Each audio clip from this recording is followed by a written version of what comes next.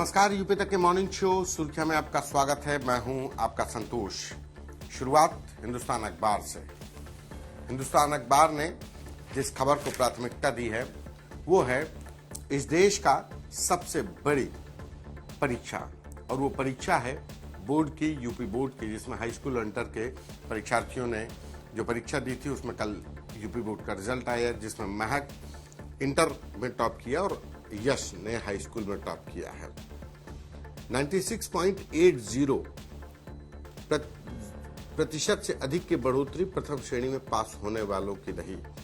यानी कि इतने इस बार एक रिकॉर्ड भी बना है कि सबसे ज्यादा अगर परीक्षार्थी पास हुए हैं इस बार यूपी बोर्ड में तो वो इस साल है। इस साल के जो भर्ती बोर्ड का जो रिजल्ट आया वो पिछले कई सालों का रिकॉर्ड तोड़ गया। 3 सालों में हाई स्कूल का जो अगर परिणाम देखा जाए तो 2024, 2023 और 2025, तो 2025 में 2024 में 89.94% बच्चे पास हुए थे। उससे पहले 2023 में 92.05% बच्चे पास हुए थे, और लेकिन इस बार 92.78 बच्चे पास हुए हैं। ये इस बार का रिजल्ट है, या यूं कहा जाए कि इस बार बच्चों के लिए एक सुखद खबर कि पास होने वाले बच्चों की संख्या में इजाफा हुआ है। इसके बाद दूसरी खबर, बहराइच में चावल मिल में आग से 5 की मौत। बहराइच में चावल मिल में आग लगने से धुआं उठा और वहां पर जब मजदूर वहां अंदर पहुंचे तो धुएं में फंस गए मजदूर, और जिसमें 5 लोग मजदूर जो थे उनकी मौत हो गई। इसके बाद बारी अमर उजाला अखबार की। अमर उजाला ने जिस खबर को हेडलाइन बनाया है उसमें सबसे कि यूपी से 100 से अधिक पाकिस्तानी नागरिकों ने किया वापसी का रुख। उत्तर प्रदेश में तमाम जो पाकिस्तानी नागरिक थे, पहलगाम में हुए आतंकी हमले के बाद भारत सरकार ने आदेश दिया कि 48 घंटे में पाकिस्तानी नागरिक हिंदुस्तान छोड़ दें। अभी कल तक का अल्टीमेटम है, और ऐसे में यूपी से 100 से अधिक पाकिस्तानी नागरिक छोड़ चुके हैं, इंडिया छोड़कर जा चुके हैं। अटारी और बाघा बॉर्डर से उनकी वापसी हो रही है। एक और खबर है आगरा से। करोड़ों की संपत्ति के मालिक को बेटों ने भेजा बेदखली का नोटिस। बेटों ने, अभी तक तो हम और आप सुनते आए थे कि गलत राह पर चलने के चलते जब बेटा मनमाफिक नहीं होता तो पिता लोग, बाप अपने बेटों को बेदखल करता था, लेकिन आगरा से ये खबर है कि बेटों ने बाप को बेदखल कर दिया। और बेदखली करने की वजह जो बताई गई वो संपत्ति हड़पने की।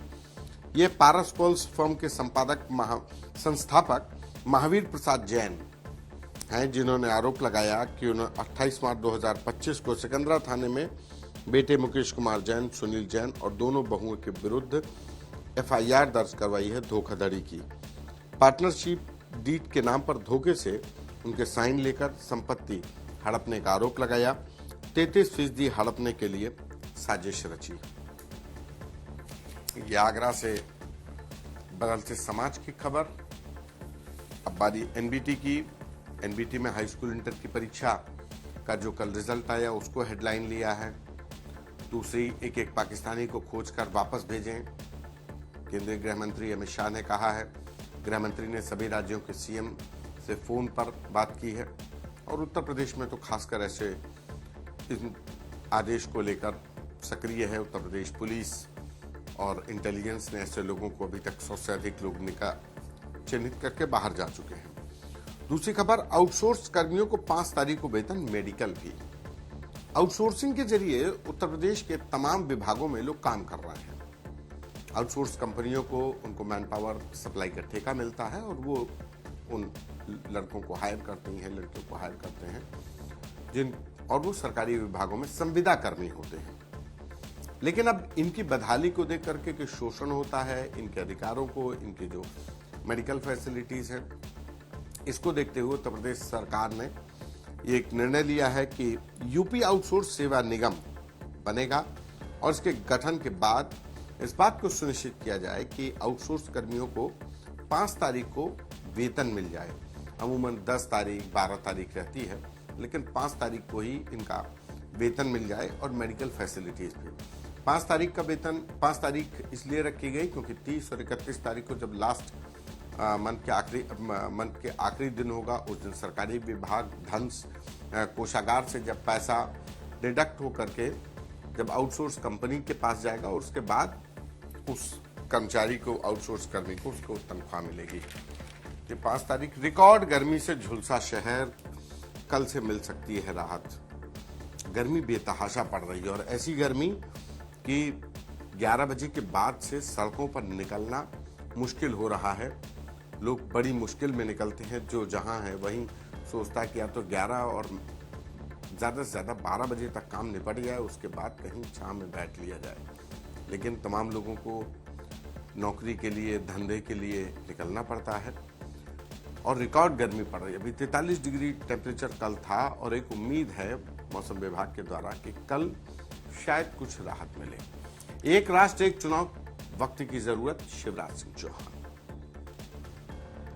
केंद्रीय मंत्री और मध्य प्रदेश के पूर्व मुख्यमंत्री रहे शिवराज सिंह चौहान लखनऊ आए और लखनऊ में उन्होंने कार्यशाला और एक कहा जाए कि एक संगोष्ठी का आयोजन किया। एक राष्ट्र एक चुनाव क्यों जरूरी है, वन नेशन वन इलेक्शन को लेकर जिस तरीके से केंद्र सरकार, मोदी सरकार एकाग्रचित होकर के सीरियसली इस पर काम कर रही है, तो ये इम्प्लीमेंट किया जाए उससे पहले लोगों को जागरूक किया जा रहा है कि आखिर ये क्यों जरूरी है।